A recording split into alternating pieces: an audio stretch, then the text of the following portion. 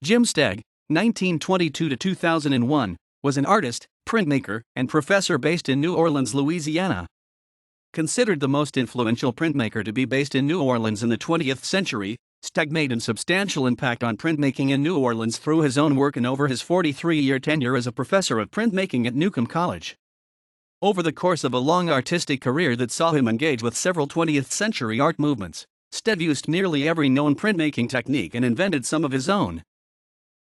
Born in Alexandria, Virginia but raised on a farm in upstate New York, James Louis Steg lived a quiet childhood between the two world wars. He showed both a keen interest and a natural talent in drawing from an early age, and dreamed of becoming a cartoonist. While still in high school, he traveled to Chicago to attend a workshop at the Art Institute, where he would receive his first formal artistic training and sketch his first live figure at age 16. When World War II broke out, Steg enlisted in the United States Army, where his artistic training was put to use in a tactical unit known as the Ghost Army.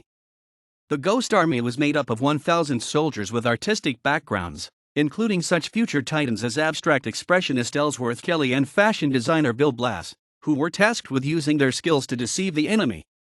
Steg and the other members of the 23rd Headquarters Special Troops created and deployed fake inflatable tanks to fool the Germans into thinking Allied troops were nearby, impersonated radio operators to send false intel over the airwaves, and committed several other forms of creative espionage.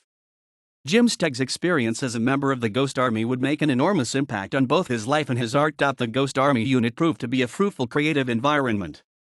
Steg, along with his comrades Bill Blass and Jack Macy, organized temporary exhibitions of their wartime art. One was staged in the attic of a deserted church. During this time, Steg created his first mature body of work, a series of graphite and watercolor portraits of civilians, soldiers, and refugees that he called spontaneous impressions. These works are given a haunting quality with context, as many of the Russian refugee subjects portrayed, who often signed their own names next to Steg's, would not survive their return to Russia. After the war, Steg arrived in New York City, where he was given his first solo show at the WWII Gallery exhibiting the portraits he had made in combat. In a contemporary interview about the exhibition, Steg described his subjects as the people of Europe, the little men of the streets, the people who suffered the most during the war. At WWII Gallery, which was and still is focused on American fine art prints, Steg's interest in printmaking was piqued. Soon after his exhibition, he enrolled in the University of Iowa's newly established MFA program in printmaking. There, under the tutelage of noted Argentine-American printmaker Mauricio Lazansky, Steg began to incorporate more abstract and cubist influences into his work, which had previously been exclusively figurative. Steg's early prints of the late 1940s were mainly engravings and etchings. He then began to experiment with woodblock printing and etching in the early 1950s. In 1951, Steg accepted a position as professor of printmaking at Newcomb College at Tulane University, a position he would hold until his retirement in 1992. He continued to push the boundaries of his art during his tenure at Newcomb College, experimenting with the serigraph process, calligraphy, lithography, and toner drawings, among others. Beginning in the early 1960s, Steg was represented by the famed New York City Gallery Associated American Artists, resulting in Steg's first New York Times feature in 1963. Steg's printmaking reached its apex in the mid-1960s, when he introduced photographic images into his intaglio plates. This innovation to combine photoresist etchings with the intaglio process put Steg on the forefront of American printmaking, alongside contemporaries like Robert Rauschenberg and Andy Warhol. Steg was one of the first artists to begin using photoresist etching in a collage-like fashion and to combine it with other printmaking processes.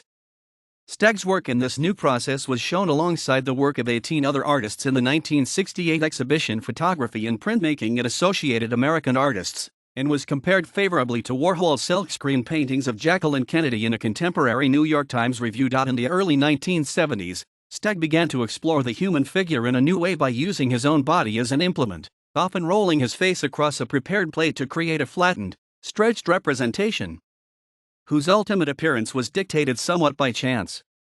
This new technique blended the abstract with the figurative, producing striking prints such as those from his 7 Attributes series of 1972. These prints succeeded in developing his own visual language and establishing Steg as a unique voice in the field. While Steg's work received favorable coverage in New York City and abroad, He was primarily recognized as a teacher, rather than as a fine artist, in his adopted home of New Orleans.